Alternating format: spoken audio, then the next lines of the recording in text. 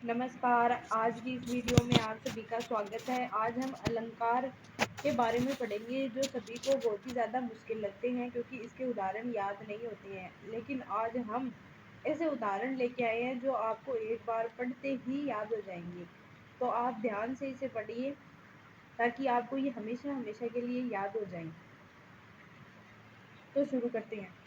अलंकार शब्द की रचना अलम प्लस कार के योग से हुई। अलम का अर्थ होता है शोभा और कार का अर्थ होता है करने वाला, अर्थात काव्य की शोभा बढ़ाने वाला ही अलंकार कहलाता है। जैसे यमराज ने सावित्री से कहा कि वर को छोड़कर और वर ले लो। इसमें वर शब्द है, इसमें अलंकार है। अगर इसी वाक्य को हम साधारण भाषा में बोलते कि यमराज ने सावित्री से कहा कि इस वरदान को छोड़कर और वरदान ले लो, तो ये साधारण हो जाता। लेकिन इसको अलंकृत करने के लिए ऐसे शब्द का प्रयोग किया गया है कि जैसे वर वर ऐसे शब्द का प्रयोग किया गया कि इसमें अलंकार आ जाए। यहाँ प्रस्तुत नीचे के पद में कवि ने वर शब्द का इस तरह प्रयोग किया है कि यह पद में दो बार आकर दोनों ही बार अलग अलग अर्थ प्रकट करता है। दो बार है वर शब्द, लेकिन दोनों ही बार अलग अलग अर्थ प्रकट कर रहा है। अब है अलंकार का वर्गीकरण, यानी अलंकार के कितने भेद होते हैं या कितने प्रकार होते हैं। तो अलंकार के 3 प्रकार होते हैं। सबसे पहला प्रकार है शब्दालंकार। काव्य में शब्द से सौंदर्य बढ़ाने वाले जो शब्द से शोभा बढ़ाने वाले जो शब्द हैं वो अनुप्रास और रूपक, ये शब्दालंकार है। शब्दों से शोभा बढ़ती है यहाँ पर वाक्य में। दूसरा है अर्थ अलंकार, जिसमें काव्य में अर्थ से शोभा बढ़ती है। वहाँ कौन सा अलंकार होता है? अर्थ अलंकार होता है। जैसे उपमा, उत्प्रेक्षा, रूपक, विरोधाभास, भ्रांतिमान। जब हम इनकी परिभाषा पढ़ेंगे तब हमें समझ में आ जाएगा कि अर्थ से कैसे शोभा बढ़ रही है, और उदाहरण से इससे बहुत अच्छी तरीके से आपको समझ में आ जाएगा। आप वीडियो को पूरा देखना अंत तक। तीसरा है उभयालंकार। काव्य में शब्द और अर्थ दोनों से सौंदर्य बढ़ाने वाले जो शब्द हैं वो उभयालंकार में आते हैं, जैसे श्लेष और वक्रोक्ति।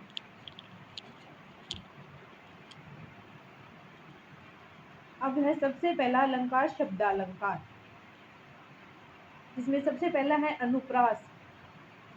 अनुप्रास की परिभाषा है जब पद में किसी व्यंजन वर्ग की एक निश्चित क्रम से बार बार आवृत्ति होती है तो उसे अनुप्रास अलंकार कहते हैं।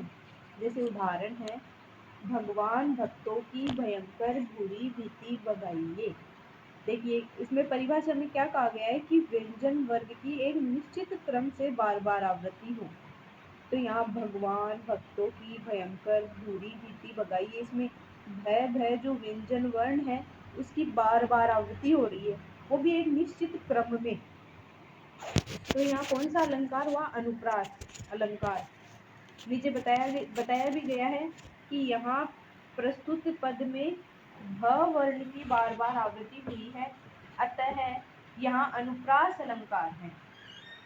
अनुप्रास के अलंकार के 5 भेद होते हैं। कौन कौन से भेद होते हैं देखते हैं। सबसे पहला है छेक्कानुप्रास। छेक्कानुप्रास। दूसरा है वृत्यानुप्रास, जिसे कुछ लोग हैं वो नृत्यानुप्रास नाम से भी जानते हैं। तीसरा है श्रुत्यानुप्रास अलंकार। चौथा है अंत्यानुप्रास और पांचवा है लाटानुप्रास। अब हम इनकी परिभाषा पढ़ेंगे तो इनमें समझेंगे ये किस किस में होते हैं। सबसे पहला है छेक्कानुप्रास। जब पद में किसी वर्ण का 2 ही बार प्रयोग होता है, अर्थात एक ही बार आवृत्ति होती है, तो उसे छेक्कानुप्रास अलंकार कहते हैं। यानी कि एक तो वर्ण स्वयं उसकी एक बार फिर से आवृत्ति, यानी कुल मिलाकर 2 बार अगर वो वर्ण लगातार आता है तो वहां पर छेक्कानुप्रास अलंकार होता है। उदाहरण के द्वारा देखते हैं।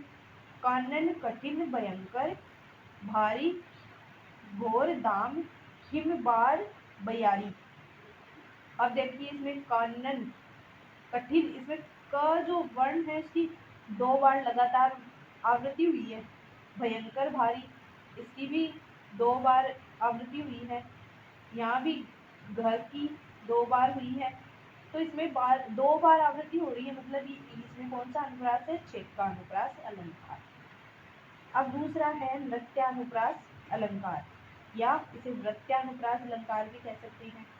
जब पद में किसी वर्ण से 2 से अधिक बार प्रयोग होता है, अर्थात एक से अधिक बार आवृत्ति होती है, उसे वृत्यानुप्रास या नृत्यानुप्रास अलंकार कहते हैं।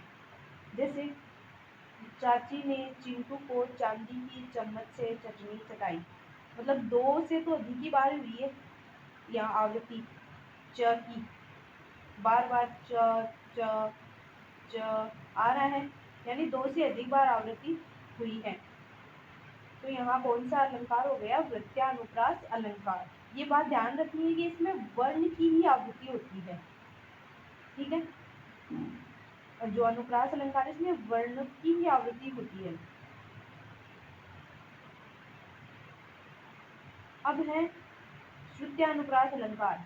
जब किसी पद में एक ही उच्चारण स्थान से उच्चारित वर्णों का प्रयोग एक साथ कर दिया जाता है, उसे श्रुत्यानुप्रास कहते हैं। उदाहरण से देखते हैं। तुलसीदास सीदत निस दिन देखत तुम्हारी विठुराई। जब हम इसको पढ़ते हैं तो इसके जो तुलसीदास सीदत निस दिन देखत ये शब्द हैं, इनके जो वर्ण हैं वो एक उच्चारण स्थान यानी दंत से जो उच्चारित होने वाले वर्ण है, उन वर्णों का प्रयोग किया गया है। यानी एक ही उच्चारण स्थान से बोले जाने वाले वर्णों का यहाँ प्रयोग हुआ है, इसलिए यहाँ कौन सा अलंकार है? श्रुत्यानुप्रास अलंकार है। चौथा अलंकार है अंत्यानुप्रास अलंकार। जब एक पद की दूसरे पद से तुक मिलाने के लिए अंत में समान स्वरों का प्रयोग कर दिया जाता है, तो उसे अंत्यानुप्रास अलंकार कहते हैं। इसके उदाहरण से हम देखते हैं। वो ताकू कांटा बुए तो ही बुए फूल, तो ही फूल तो फूल है, वाको है त्रिशूल। अब इसमें फूल और त्रिशूल का तुक मिल रहा है लास्ट में। परिभाषा में भी यही बताया गया है कि पद से तुक मिलाने के लिए अंत में समान स्वरों का प्रयोग किया जाता है। फूल और त्रिशूल, इनमें समान स्वरों का प्रयोग किया गया, इसलिए ये कौन सा? अंत्यानुप्रास है। देखिए इसके नाम से भी इसे याद रख सकते हैं कि अंत्यानुप्रास यानी जिसके अंत में अनुप्रास हो या फिर जिसके अंत में तुक मिलाया गया हो, वहाँ कौन सा अलंकार होता है? अनुप्रास अलंकार, अंत्यानुप्रास अलंकार होता है। पांचवा और अंतिम भेद है लाटानुप्रास। जब किसी पद में संपूर्ण शब्द की आवृत्ति हो रही हो, वह अर्थ परिवर्तित नहीं हो रहा हो, तो उसे लाटानुप्रास अलंकार कहते हैं। देखते हैं उदाहरण से। पूत कपूत तो क्यों धन संचय, पूत सपूत तो क्यों धन संचय। अब परिभाषा के अनुसार इसमें शब्द की, किसी एक शब्द की 2 बार आवृत्ति होनी चाहिए, मतलब एक शब्द तो 2 बार आ रहा है, लेकिन बाकी के जो शब्द है ना वो परिवर्तित नहीं हो रहे। जैसे इसमें बाकी के जो पद हैं, जैसे पूत तो क्यों धन संचय, यहाँ से यहाँ तक पूरा सेम है, सिर्फ ये 2 जो शब्द हैं सिर्फ इन्हीं में बदलाव है। तो यहाँ पर कौन सा अलंकार हो गया? लाटानुप्रास अलंकार। अब दूसरा अलंकार है यमक अलंकार। जब किसी पद में किसी शब्द की बार बार आवृत्ति होती है,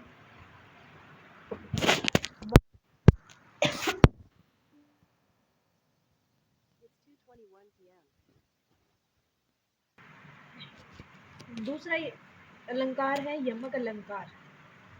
जब किसी पद में किसी शब्द की बार बार आवृत्ति होती है, वह अर्थ भी परिवर्तित होता है, उसे यमक अलंकार कहते हैं। यानी कि कोई पद है, उसमें कोई एक शब्द है, उसकी बार बार आवृत्ति हो रही है और उस शब्द का हर बार अर्थ भी परिवर्तित हो रहा है तो उसे यमक अलंकार कहते हैं। जैसे उदाहरण से समझते हैं, सारंग ले सारंग उड़्यो सारंग पहुँचो आय, जे सारंग सारंग कहे मुख को सारंग जाय। इसका अर्थ भी बता देते हैं। फिर यहाँ पर ये बताएंगे कि यहाँ यमक अलंकार क्यों है। सारंग यानी यहाँ पहले सारंग का अर्थ है मोर, यानी सारंग ले। दूसरे सारंग का अर्थ है सर्प और तीसरे सारंग का अर्थ है बादल, यानी मोर सांप को मुंह में लेकर उड़ रहा है, तभी वहां पर बादल आ जाते हैं। और बादल आने पर ये मोर का स्वभाव होता है कि वह आवाज करता है। जे सारंग सारंग कहे, यानी कि अगर बादलों को देखकर मोर अपनी वाणी बोले तो मुख को सारंग जाए, तो उसके मुख में जो सर्प है वो नीचे गिर जाएगा। तो यहाँ सारंग शब्द तो एक ही है और इसका बार बार प्रयोग हुआ है, लेकिन इसका हर बार अर्थ अलग अलग हो रहा है, इसलिए यहाँ यमक अलंकार है। अब अगर हम इसका दूसरा उदाहरण देखें, कबीरा सोई पीर है जो जाने पर पीर। यहाँ पहले पीर का अर्थ सज्जन है और दूसरे पीर का अर्थ पीड़ा है। इसका अर्थ देखिए तो कबीरदास जी का ये दोहा है, वह कहते हैं कि वही व्यक्ति सज्जन है जो दूसरा की पीड़ा को जान सकता है। तीसरा उदाहरण है, काली घटा का घमंड घटा। यहाँ पहली घटा का अर्थ है मेघमाला और दूसरी घटा का अर्थ है घटना यानी कम होना। चौथा इसका उदाहरण है, सजना है मुझे सजना के लिए। पहले सजना का अर्थ है अलंकार यानी आभूषण और दूसरा सजना का अर्थ है प्रियतम। अब हम यमक के उपभेदों के बारे में पढ़ेंगे। यमक के दो उपभेद हैं, अभंग यमक और सभंग यमक। अभंग यमक की परिभाषा देखते हैं। पद में जब किसी शब्द के टुकड़े किए बिना की आवृत्ति नजर आ रही हो उसे अभंग यमक कहते हैं। अभंग यानी जिसमें कोई भंग नहीं किया गया हो या जिसके कोई टुकड़े नहीं किए गए हो। मतलब यमक के जिस उदाहरण में हमें बिना टुकड़े किए हुए ही इसमें अलंकार ये यमक अलंकार नजर आता है तो उसे अभंग अलंकार कहते हैं। जैसे तीन बेर खाती थी वे तीन बेर खाती है, नगन जड़ाती थी वे नगन जड़ाती हैं। अब यहाँ देखिए बेर शब्द की आवृत्ति हुई है, नगन शब्द की आवृत्ति हुई है, लेकिन इसमें दोनों ही बार अलग अलग अर्थ है, यानी इसमें यमक अलंकार तो है, लेकिन यह यमक अलंकार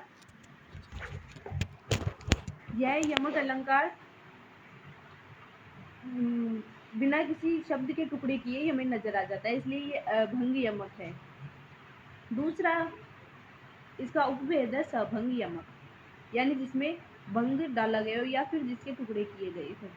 पद में जब शब्द के टुकड़े करने पर आवृत्ति नजर आ रही है उसे सभंग यमक कहते हैं। जैसे उदाहरण है, मचलते चलते तुम वृथा। तो इसमें जैसे मचलते शब्द है, इसमें से मैं हटा दिया जाए तो चलते चलते हो जाएगा ना। तो चलते चलते की दो बार आवृत्ति हुई है, लेकिन ये चलते चलते शब्द कैसे बना, जब मचलते की हमने टुकड़े किए। तो इसमें कौन सा अलंकार होगा, सभंग यमक अलंकार होगा। दूसरा है कुमोदिनी मानस मोदिनी। अब इसमें देखिए कुमोदिनी का कु हटाएंगे तब मोदिनी होगा, तो ये मोदिनी की आवृत्ति होगी, यानी इसके टुकड़े करने के बाद हमें आवृत्ति नजर आएगी। अब तीसरा अलंकार है श्लेष अलंकार। ये वैसे तो बहुत ही मुश्किल लगता है, लेकिन हम सरल उदाहरणों से इसको बहुत ही आसान तरीके से समझ लेंगे। इसकी परिभाषा देखते हैं। जब पद में कोई शब्द एक ही स्थान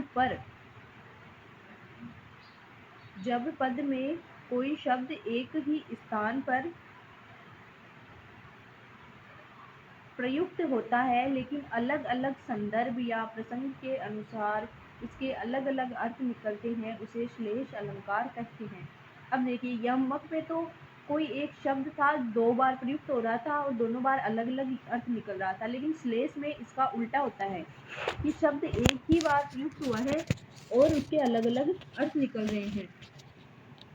उदाहरण देखते हैं इसका। चरण धरत चिंता करत भावत नींद न शोर, सुबरन ढूंढत फिरे कवि कामी अरु चोर।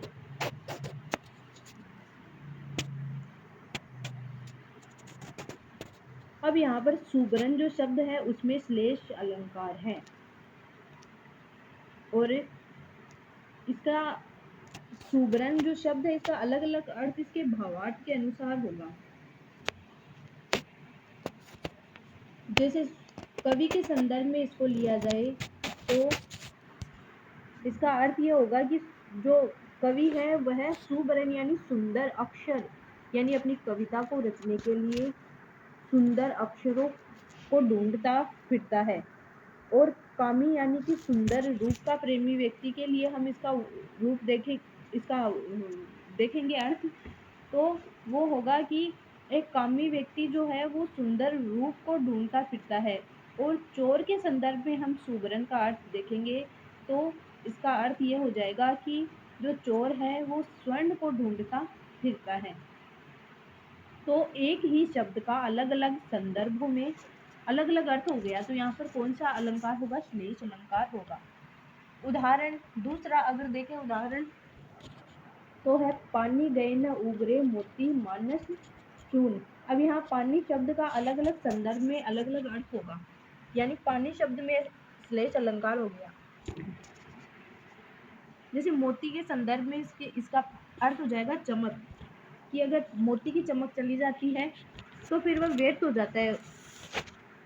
और मनुष्य के संदर्भ में हम देखेंगे तो इसका हो जाएगा सम्मान या इज्जत, यानी मनुष्य का सम्मान चले जाने के बाद वह उबर नहीं सकता। और चूने के संदर्भ में इसका अर्थ देखेंगे पानी का, तो पानी अर्थ होगा कि अगर पानी नहीं हो तो चूना पत्थर जो है वो कोई काम में नहीं लिया जा सकता, या चून आटे के संदर्भ में भी इसको देख सकते हैं। अब श्लेष अलंकार के भी दो भेद हैं, सभंग और अभंग श्लेष। सभंग श्लेष में वही है कि जिसमें टुकड़े किए बिना ही हमें श्लेष अलंकार दिखाई देता है, वहां अभंग श्लेष और टुकड़े करने पर जब श्लेष अलंकार दिखाई देता है वहां सभंग होता है, श्लेष अलंकार होता है। जैसे इसका उदाहरण देखते हैं सभंग श्लेष का। अज राम रता अयोध्या नगरी किसे प्रिय नहीं लगती। प्रथम अर्थ जब इसका देखते हैं तो ये ऐसे हो जाएगा, अज और राम में रत अयोध्या नगरी किसे प्रिय नहीं लगती। और इसका दूसरा अर्थ हम देखेंगे तो अजरता एवं अमरता प्रदान करने वाली अयोध्या नगरी किसे प्रिय नहीं लगती। तो इसमें जब हम पहले अर्थ में हमने अजरामता का टुकड़े किए हैं और दूसरे में भी इसका टुकड़े करके ही हमने इसमें श्लेष अलंकार देखा है। दूसरा इसका उदाहरण है, चिरजीवो जोरी जुरे क्यों न स्नेह गंभीर, को गति ये वृषभानुजा के हलदर के वीर। वृषभानुजा के जब हम टुकड़े करते हैं तो इसमें इसका अर्थ निकलता है गाय और राधा। तो इसमें टुकड़े करने पर ही हमें अलंकार नजर आता है, इसलिए यहाँ भी सभंग श्लेष हो जाएगा। अभंग श्लेष में जब किसी शब्द के टुकड़े किए बिना ही अलग अलग अर्थ प्रकट हो। उदाहरण में बलिहारी नृपपूप की गुण बिन बूर न रेई।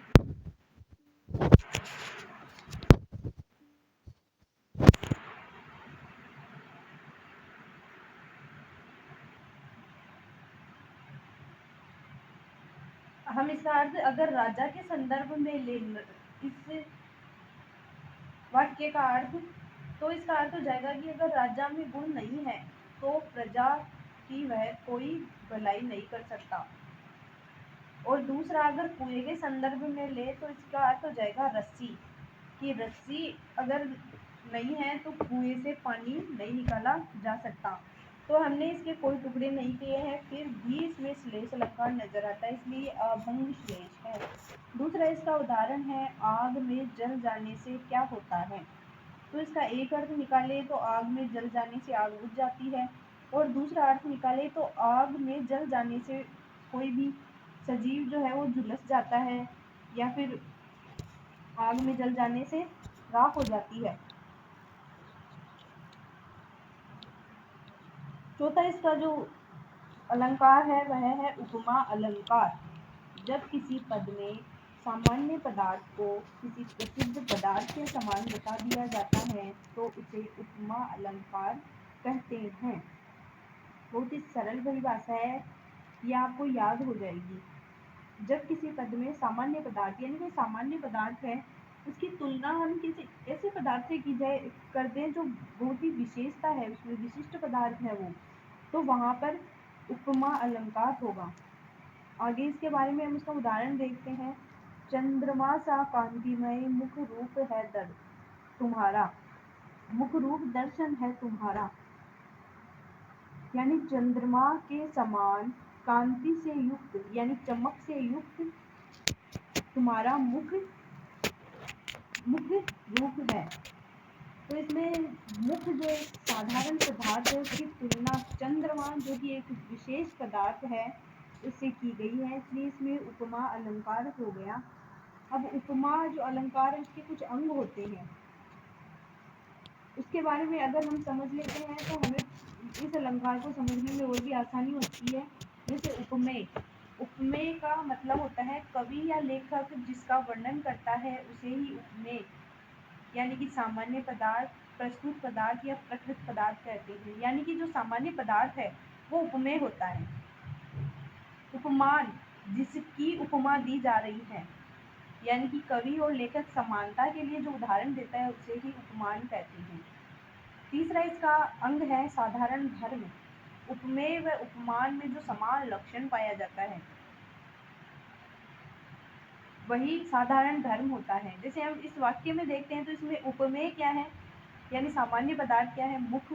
उपमान क्या है यानी विशेष पदार्थ क्या है, चंद्रमा। साधारण धर्म क्या है, कांतिमय। चंद्रमा भी कांतिमय होता है और मुख भी कांतिमय होता है, ये दोनों में समान लक्षण है, तो ये कांतिमय हो गया। और वाचक शब्द, समानता के लिए जिन शब्दों का सहारा लिया जाता है वह जैसे सा, से, सी, सदृश, सम, जैसा, जैसी, जैसे आदि। तो ये वाचक शब्द, इस वाक्य में कौन सा है वाचक शब्द, सा। ये इसके चारों अंग हो गए।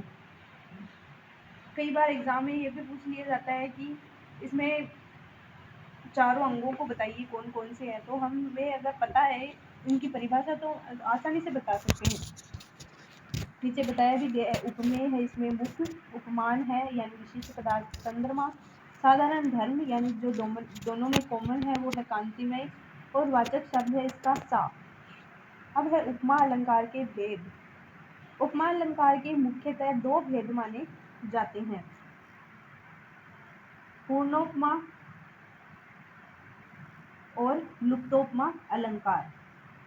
इसकी परिभाषा से हम समझते हैं ये क्या होते हैं। पूर्णोपमा अलंकार उपमा अलंकार के जिस पद में उपमा के चारों अंग विद्यमान रहते हैं वहाँ पूर्ण उपमा अलंकार माना जाता है। यानी जहाँ पर ये उपमा के जो ये उपमेय, उपमान, साधारण धर्म और वाचक शब्द ये चारों अंग होते हैं वहाँ पर पूर्ण उपमा अलंकार होता है। जैसे दीप सा उर जल रहा कह दो कैसे बुझाऊं तुम्हें। अब इसमें चारों जो उसके चारों अंग हैं वो विद्यमान है, इसलिए ये पूर्ण उपमा अलंकार है। दूसरा है इसका लुप्तोपमा अलंकार। इसकी परिभाषा है उपमा अलंकार के जिस पद में उपमा के चारों अंगों में से कोई भी एक अंग या अधिक अंग लुप्त रहते हैं वहाँ लुप्तोपमा अलंकार माना जाता है। उदाहरण, कोटि पुलिस सम वचन तुम्हारा। यानी करोड़ों वज्रों के समान तुम्हारे वचन हैं। कोटि पुलिस सम वचन तुम्हारा। तो इसमें वचन की तुलना किससे की गई है? कोटि पुलिस, करोड़ों वज्रों से, मतलब विशिष्ट पदार्थ है इसमें। कोटि पुलिस साधारण जो पदार्थ है वह है वचन, और जो वाचक शब्द है वह है सम। साधारण वाचक शब्द सम, लेकिन इसमें साधारण धर्म नहीं है। तो ये कौन सा अलंकार हो गया? लुप्तोपमा अलंकार। अब उपमा अलंकार के अन्य भेद भी माने गए हैं। कुछ आचार्यों ने उपमा के दो और भेद स्वीकार किए हैं, जिनमें से एक है मालोपमा और दूसरा है उपमेयोपमा अलंकार। मालोपमा की परिभाषा है, उपमा अलंकार के जिस पद में उपमेय तो एक ही हो, लेकिन उसके लिए एक से अधिक उपमान, यानी जो जिससे जो तुलना की जा रही है वो बहुत सारी चीजों से तुलना कर दी गई है, तो वहां पर मालोपमा अलंकार हो जाता है। जैसे काम सा रूप प्रताप दिनेश सा, सोम सा शील है राम महीप का। इसमें जैसे राम है तो इसके बारे में बहुत सारी उपमाएं दे दी गई है। तो इसमें उपमेय तो एक ही है, लेकिन उपमान बहुत सारे हैं, यानी उपमानों की एक माला सी बन गई है, बहुत सारे उपमान इसमें देने के कारण। तो इसे कौन सा उपमा अलंकार कहेंगे? मालोपमा अलंकार। दूसरा इसका भेद है उपमेयोपमा अलंकार। इसकी परिभाषा है, उपमा अलंकार के जिस पद में कभी तो उपमेय को उपमान बना दिया जाता है एवं कभी उपमान को उपमेय बना दिया जाता है, वहां उपमेयोपमा अलंकार माना जाता है। जैसे उदाहरण, तो मुख सोहत शशि सम, अरु शशि सोहत तो मुख सम, यानी कभी तो तुम्हारा मुख चंद्रमा के समान लगता है और कभी चंद्रमा तुम्हारे मुख के समान लगता है, यानी कभी तो उपमेय को उपमान बना दिया है और कभी उपमान को उपमेय बना दिया गया है। तो यहाँ पर कौन सा अलंकार होगा? उपमेयोपमा अलंकार। दूसरा उदाहरण देखते हैं, कमल से नयन अरु नैन से कमल, यानी कभी तो बताया गया है कि कमल के समान तुम्हारे नयन है, और कभी बताया गया है नैन के समान कमल है, तुम्हारे नयन के समान कमल है, यानी कभी तो उपमान को उपमेय बनाया है, कभी उपमेय को उपमान बनाया है, इसलिए यहाँ पर मालोपमा अलंकार हो गया। अब उत्प्रेक्षा अलंकार, जब किसी पद में उपमेय को उपमान के समान नहीं मानकर केवल उपमेय में उपमान की संभावना को प्रकट किया जाता है, वहां उत्प्रेक्षा अलंकार माना जाता है। अब जैसे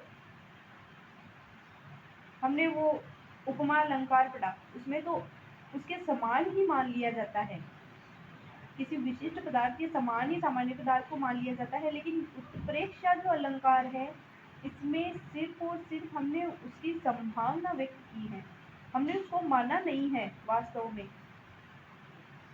आगे पढ़ते हैं, संभावना को प्रकट करने के लिए मानो, मनु, मनहु, जनो, जनु, जनहु जैसे शब्दों का प्रयोग कर दिया जाता है, वहां उत्प्रेक्षा अलंकार होती है। अगर आपको इनमें से कोई भी शब्द किसी वाक्य में दिखाई दे तो आप उत्प्रेक्षा अलंकार समझ लेना, वहां उत्प्रेक्षा अलंकार ही होगा। उदाहरण से देखते हैं, दादुर धुनी चहु और सुहाई, वेद पढ़त जनु बहु समुदाय, यानी मेंढक, जब मेंढक बारिश के मौसम में मेंढक बोलते हैं तो बहुत सारे मेंढक जो है एक समूह में जब आवाज कर रहे हैं, तो ऐसी संभावना व्यक्त की जा रही है, ऐसा लग रहा है कि वे सब किसी वेद का पाठ कर रहे हैं। सिर्फ संभावना व्यक्त की गई है, यहाँ पर माना नहीं गया है, तो सिर्फ संभावना व्यक्त की गई, इसलिए यहाँ कौन सा अलंकार होगा? उत्प्रेक्षा अलंकार। नीचे पढ़ते हैं, प्रस्तुत पद में मेंढकों की आवाज यानी कि उपमेय में वेद पाठ यानी कि उपमान की संभावना को प्रकट किया गया है, सिर्फ संभावना को प्रकट किया गया है, अतः यहाँ उत्प्रेक्षा अलंकार माना जाता है। तो आज हम इतने ही अलंकार पढ़ेंगे। आगे के अलंकार हम सेकंड पार्ट में पढ़ेंगे। आप सेकंड पार्ट ज़रूर देखिए और अगर आपको ये अलंकार के उदाहरण बहुत सरल लगे, अच्छे लगे, याद हुए तो हमें कमेंट करके बताइए और वीडियो को लाइक और शेयर कीजिए और सब्सक्राइब कर लीजिए चैनल को, ताकि आपको मैं आगे जितने भी वीडियो डालूँ वो आप देख सकें, आपको तुरंत उसका नोटिफिकेशन मिल सके। बहुत